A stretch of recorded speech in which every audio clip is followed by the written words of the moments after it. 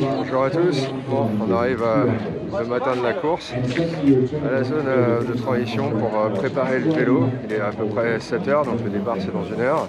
Et bah voilà, on va préparer ça, s'échauffer un petit peu et on va voir ce que ça donne tout à l'heure.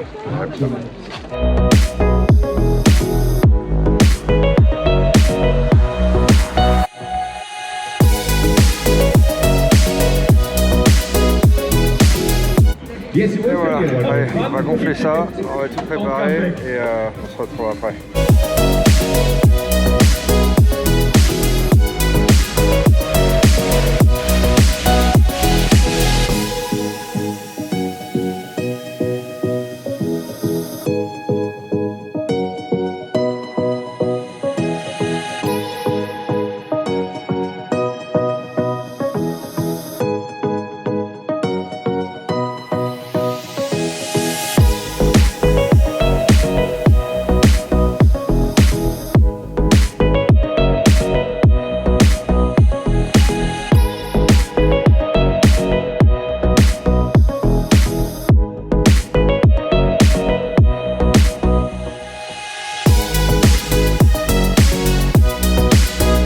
J'ai fini l'installation du vélo, le GPS ici, boisson d'effort dans cette gourde là, facile à boire du coup avec cette paille, 5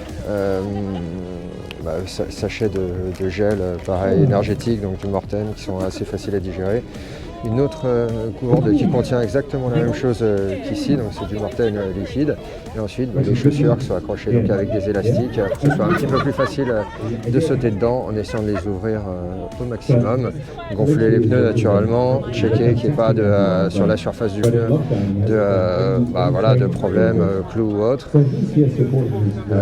Généralement checker aussi les changements de vitesse. Et puis voilà, la pression des pneus naturellement. Donc, généralement je le mets à 7 bars avec la petite marque, c'est relativement simple pour gonfler, même si l'avant-arrière c'est un petit peu plus difficile à chaque fois.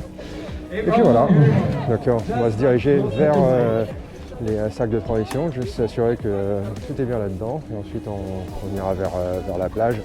Il est 7h15, donc dans 45 minutes ça va démarrer, on va s'hydrater un petit peu. Généralement 30 minutes avant je mange un gel quand même, histoire de donner un petit peu de boost. Et puis voilà, on est prêt à y aller. Allez.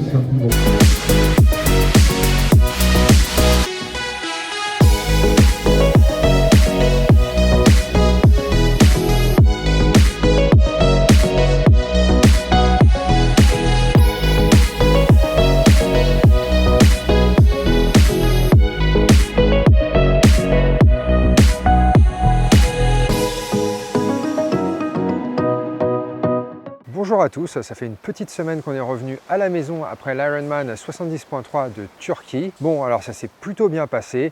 Au niveau des résultats, j'ai fini la course en 4 h, 18 minutes et 22 secondes, ce qui me place au final à la 12e place de ma catégorie, 42e sur l'ensemble des participants hommes et 46e sur l'ensemble des participants. C'est pas si mal, j'aurais préféré être un petit peu plus proche du podium, je ne vais pas vous le cacher. Mais bon, il y en avait qui étaient plus forts que moi, qui étaient plus rapides que moi ce jour-là. Au niveau de la natation, c'était un parcours assez intéressant avec 2 boucles et au bout de 1200 mètres, une sortie à l'australienne. Donc on sort de l'eau, on fait une boucle sur la plage et on repart dans l'eau pour une deuxième boucle de 700 mètres. Au départ, c'était une sorte de rolling start avec de mémoire 2 personnes qui partaient toutes les 6 secondes, donc c'était les mesures Covid, et au final ça permet quand même de bien poser sa nage parce qu'il n'y a pas grand monde autour, ça permet vraiment de rentrer directement dans son rythme sans être gêné. Au départ j'ai doublé pas mal de personnes, mais après bon, c'est toujours la même chose, j'ai toujours stagné à 34 minutes sur les 1900 mètres. Là, c'est vraiment exactement la même chose que 2 semaines avant durant l'Ican de Randia. C'était la même chose en février dernier durant l'Ironman 70.3 de Dubaï. C'était exactement la même chose à Bahreïn. Donc bon, au final, ce que j'en retire, c'est qu'il faut vraiment que je travaille sur la natation et c'est ce que je vais faire pendant les prochains mois. Première transition qui s'est plutôt bien passée, 2 minutes 58. Donc c'est assez rapide, sachant qu'il y avait quand même 300 mètres à courir entre la sortie de l'eau et donc la première aire de transition. Et il y avait 2 aires de transition en fait sur cet Ironman, une qui était proche de la plage et une autre qui était beaucoup plus proche de l'arrivée pour déposer le vélo suite à la partie vélo. Donc première transition qui se passe relativement bien et après bon, c'est parti pour 90 km de vélo, relativement plat, un dénivelé de 80 mètres qui est essentiellement dû au passage de pont. Donc c'est 2 boucles entre la plage autour de l'hôtel Land of Legends où se passait l'Ironman et là où il y avait notamment le village des exposants et l'arrivée, et le site de l'exposition à Antalya de 2016 de mémoire. Donc c'est assez sympa, le revêtement est plutôt bon, la route est plutôt bonne, assez rapide. La première boucle, elle se passe plutôt bien, c'était assez tôt le matin, donc pas encore trop de vent. Deuxième boucle, pour l'aller, là il y a un petit peu plus de vent et forcément la moyenne baisse un petit peu, mais bon, on rattrape quand même tant bien que mal sur le retour avec le vent dans le dos. Et au final, ça me fait une moyenne, donc un temps total de 2h15 minutes et une moyenne de 40 km/h du coup. Ce qui n'est pas si mal, ce qui est plutôt naturellement correct, même si je visais plus entre 41 et 42 km/h. Je pense que ce qui a empêché d'arriver jusque-là, c'était vraiment le vent sur la portion aller, qui se sentait un petit peu sur la première boucle, mais qui se sentait vraiment beaucoup plus sur la deuxième. Deuxième transition, entre le vélo et la course à pied, là 2 minutes 13, donc pareil, très rapide.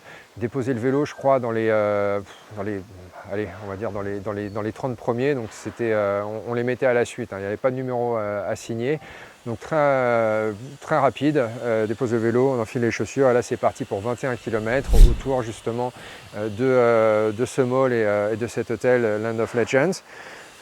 Et donc là, le semi-marathon se passe plutôt bien, 1h23, donc c'est 1 minute de moins que lors de l'Ironman 2 semaines plus tôt, ce qui est pas mal. Ça fait une moyenne de 3,57 par kilomètre sur les 21 km. Et donc ça me place, donc là j'étais assez content, c'est le meilleur temps en fait de ma catégorie d'âge 40-44 ans. Et le 13e meilleur temps sur l'ensemble des participants, ce qui est pas mal. Au niveau des partiels, bon, ça commence assez fort, 3,48, 3,46 au 7e kilomètre. Après, ça baisse un petit peu, c'est relativement normal. Au niveau du 10e kilomètre, j'ai toujours un petit coup de mou. Et ça remonte, 3,57. Et après, ça tourne autour des 4 minutes par kilomètre pour finir au 21e kilomètre.